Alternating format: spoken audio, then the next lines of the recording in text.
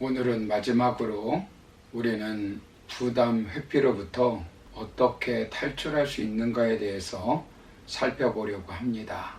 지난 시간에 우리는 어떻게 부담 회피로부터 탈출할 수 있다고 말씀드렸습니까?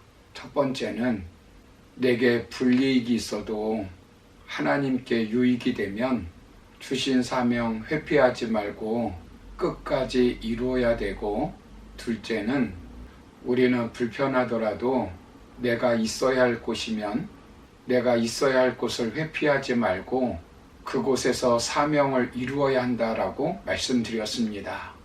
세 번째로 살펴볼 것은 우리는 아무리 하기 싫은 불쾌한 일일지라도 회피하지 말고 동력자들과 함께 남은 사명을 완수하여야 합니다. 여전히 하나님께서 현현하여 다시 회피하지 말고 사명지로 가라고 권고하였지만 엘리야는 다시 똑같은 변명을 하였습니다. 그때 하나님께서는 어떻게 하십니까? 분명하게 그에게 사명지를 알려주시고 사명을 주셨습니다. 본문 15절을 보시면 여호와께서 그에게 이르시되 너는 내 길을 돌이켜 광야를 통하여 다메섹에 가서 이르거든 하사엘에게 기름을 부어 아람의 왕이 되게 하고라고 말씀합니다. 여기 보시면 너는 내 길을 돌이켜 광야를 통하여 다메섹으로 가서라고 말씀합니다. 우리가 가야 할 곳은 어디입니까?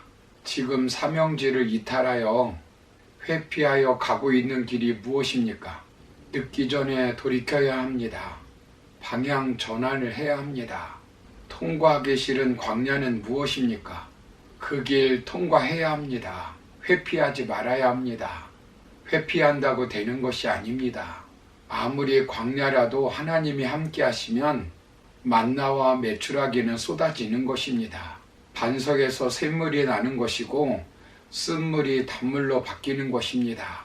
그 길 반드시 통과해야 합니다. 우리가 가야 할 곳이 어디입니까? 우리의 사명의 자리가 어디입니까? 내가 회피한 사명의 자리를 찾아가시기를 바랍니다. 하나님께서는 엘리야에게 그곳에 가서 해야 할 세 가지 사명을 주십니다. 첫째는 하사엘에게 기름 부어 아람 왕으로 세우라는 것입니다. 이 사람이 아합 왕을 징계할 사람입니다. 하나님이 징계의 채찍으로 사용하실 것이라는 것입니다. 둘째는 예후에게 기름 부어 이스라엘 왕이 되게 하라는 것입니다. 나중에 이 사람이 아합 가문을 다 진멸시켜 버립니다. 본절의 예언이 주어진 후 14년 이상의 세월이 지난 시점에서 여호와의 심판의 도구로 쓰임받아 악한 왕 아합의 가문을 진멸시켰을 뿐만 아니라 바알 숭배에 빠진 모든 자들을 모조리 잡아 죽였습니다. 셋째는 엘리사에게 기름 부어 너 대신 선지자로 세우라는 것입니다. 아직 죽을 때가 아니라는 것입니다. 사명을 회피하지 말라는 것입니다. 살아있는 동안 사명을 감당하라는 것입니다. 세 명은 모두가 북이스라엘의 우상 숭배를 징계하는 하나님의 특별한 계획을 이루는 도구로 사용하셨습니다. 그러면서 하나님께서는 무엇이라고 말씀합니까? 본문 17절을 보시면 하사엘의 칼을 피하는 자를 예후가 죽일 것이요 예후의 칼을 피하는 자를 엘리사가 죽이리라 라고 말씀합니다. 즉 하나님께서 역사를 주관하신다는 것입니다. 불가능할 것 같은 것도 결국 하나님께서 하시니 회피하지 말라는 것입니다. 네가 아무리 열심히 특심을 낸다고 하고 너 혼자 남아 무거운 짐을 다 지고 가는 것처럼 보이지만 하나님은 7,000명을 남겨두어 하나님의 일을 하게 하신다는 것입니다. 그렇다면 누가 남겨놓으신 것입니까?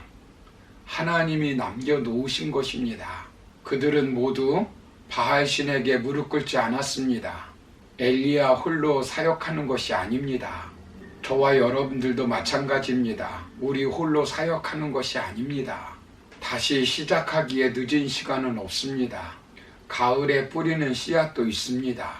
하나님이 주신 사명을 감당하는 데는 늦은 시간이 없는 것입니다. 하나님이 주신 사명 돌이켜서 완수해야 합니다. 신인철 씨가 쓴 핑계라고 하는 책에 나오는 이야기입니다.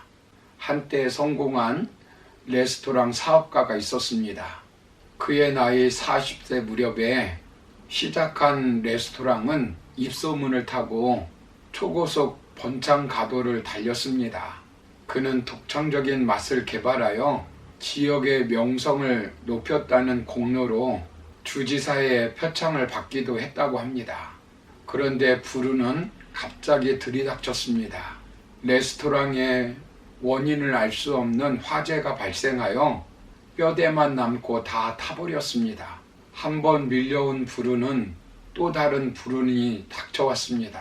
화재 직전에 아끼던 아들을 잃고 작은 레스토랑을 다시 열었지만 재기하지 못하였고 결국 아내마저 떠났다고 합니다.